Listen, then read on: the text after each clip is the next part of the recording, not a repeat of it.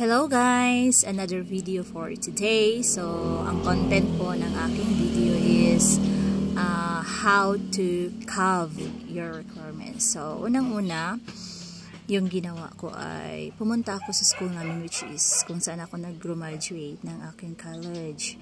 And nag-request po ako ng TOR ng aking diploma at saka yung iba pang mga requirements for abroad. And dapat po pag abroad po yung TOR mo, dapat yung remarks is for abroad po talaga. Kasi na-advise ako nila kasi may iba daw na kumuha at pagdating nila doon sa CHED, dapat daw hindi for employment yung ilalagay mo na remarks doon sa TOR, dapat po for abroad. At saka tapos doon pumunta ako sa treasurer para bumayad ng aking TOR at saka ng aking diploma. And you need also to prepare long brown envelope and other photocopies. Pwede lang din po naman na doon kayo sa register office na mag-photocopy ng mga requirements. Babayad lang po kayo. And after that, sinabihan po ako sa registrar na bumalik 1 week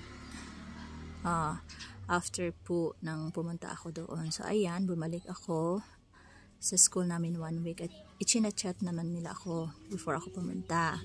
And then after that, nakuha ko na po yung kailangan kong ipa-calve doon sa CHED. So ayan, after ko nakuha, pumunta ako sa CHED office, which is in Pagadian City, kasi nandito po kami sa probinsya namin dito sa Zamboanga del Norte. And then yung sa Pagadian CHED office, pumunta ako. And after that, nakabayad lang po ako ng 80 pesos doon. And then after 3 to 5 days, pababalikin ka ng CHED para kunin yung ipapa-apostil mo, or yung sa iba nung dati is Red Ribbon. Okay, so balikan mo yun after 3 to 5 days. And then ayan na, pwede ka nang pumunta sa pwedeng mag-apostil, which is available only is Cebu, Davao, Cagayan de Oro, and Manila. And yung sa akin po is pumunta po ako sa Cagayan de Oro kasi doon lang po yung medyo malapit-lapit dito sa amin.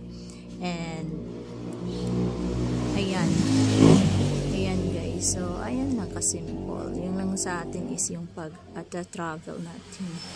So thank you for watching. Please subscribe. God bless.